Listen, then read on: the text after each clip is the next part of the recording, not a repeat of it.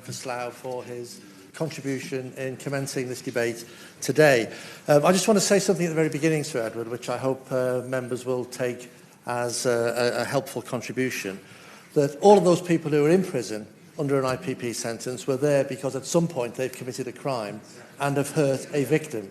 And we shouldn't forget that in our debate here today, because there are many people who are in prison for offences which have been serious, which have been dangerous, and which have caused great harm to people in the community.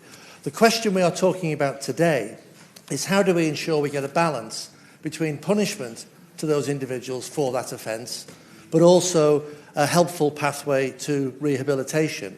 And the IPP sentence, when it was introduced originally, was determined to be a sentence which gave a minimum term, but which then gave a series of conditions to say that the risk of an individual who's committed an offence poses to society has to be assessed in order for them to reach a standard which will allow them to be released back into the community.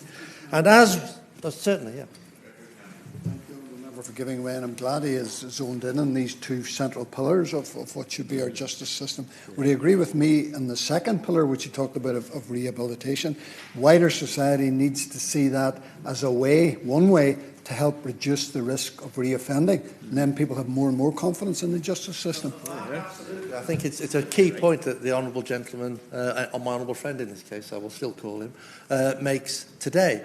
But the key thing, Sir Edward, that I wanted to raise is that the problem that's been around with IPP prisoners is that the minimum tariffs have been passed, and that there have been, for many individuals, and we've had the figures to date, some 2,400 prisoners currently serving over-tariff IPP sentences, and now, because of where we are in the timeline, severely over-tariff IPP sentences.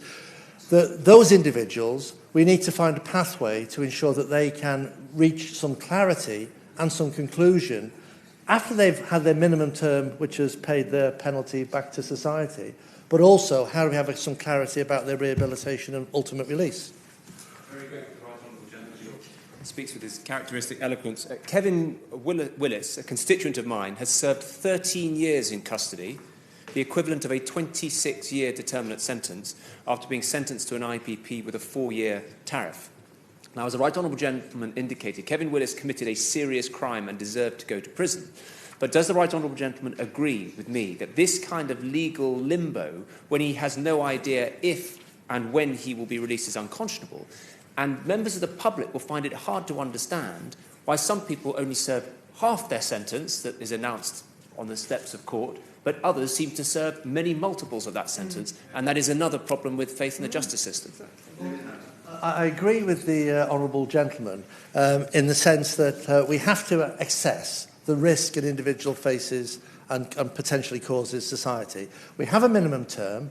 People have passed that minimum term. We now have an element of indeterminate sentence where risk is assessed and release happens when that risk is deemed to be sufficient for release back into society. Now, the points I wish to make, Sir Edward, are really as follows. Of the 2,400 prisoners serving IPPs, including the 43 women who currently serve in prison, I'd like to know from the Minister what assessment is made of their potential risk now. Because the reasons that they're still in prison now is because either they've been moved from prison to prison and not tracked effectively, either they've not had the courses made available to help with their rehabilitation, either they have posed risks because of the deterioration, as my honourable friend mentioned, of mental health or other issues whilst in prison. And the key point from today's debate that I want from the Minister is what assessment has he made and how can he prove the pathways for each of those individuals? Because it seems to me, Sir Edward, there are 3 clear pathways left for individuals with IPP sentences. Either we have a rehabilitation pathway that says these individuals need to complete these courses in order to reach a stage where the Parole Board can assess them to be a low-risk society and therefore eligible for release. Or if there's not a rehabilitation pathway, then we might need to look at whether there's a resentencing, so there's some definitive end date for that sentence, that the crime is such that whatever current pathways are operational through rehabilitation, an end date needs to be reassessed and given, which might be some years hence or may take into account time currently served. But what we need for every individual of those 2,400 is clarity on what that sentence is ultimately going to mean. Now, we've produced in the Justice Committee a report which indicates that we want to see that. And we've said, Sir Edward, we would like to see legislative solutions for both release and recall of indeterminate sentence prisoners to bring about sentencing certainty, that particular issue. Now, helpfully, as has been mentioned, the Minister has this week published his report. I just want to complete my short remarks by just asking a couple of questions about the government response. The government have said in their response, Sir Edward, we are committed to providing long-term prisoners with opportunities for rehabilitation so they can demonstrate they can be released safely back into the community, and we welcome the committee's acknowledgement of our efforts to improve progression. Well, I want to say to the Minister, how many assessments have been made of prisoners, and what is the pathway for those prisoners? The Minister has said in his response, we are undertaking and prioritising post-tariff prisoners in accessing rehabilitative interventions, including psychology services, enhanced case management, and for prisoners with complex sets of risks and need. We're also developing progression regimes for prisoners across the country. How many prisoners currently on that 2,400 does that cover? The Minister has also said that we are progressing indeterminate prisoners struggling to achieve release via the usual routes.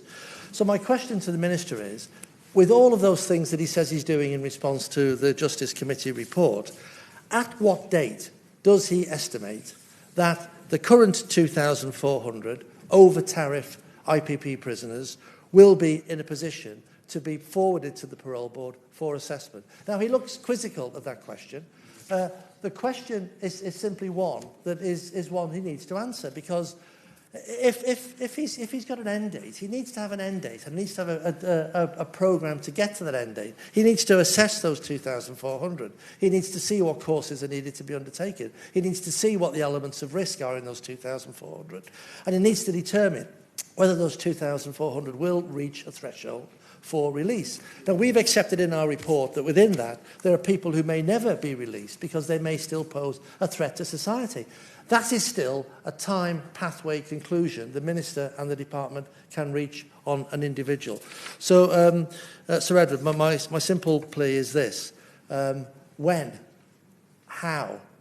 And if resentencing is required to give clarity, when will that be brought forward? Because ultimately, the key thing I want from this debate is clarity. And clarity might mean a long time further in prison. It might mean a course to help release somebody in due course. But clarity is needed. And in all of this, Sir Edward, finally, I go back to where I started. We should not forget the victim of the original crime. And there should be some discussion and conclusion as part of this pathway about victim management for those against whom the crimes were originally considered.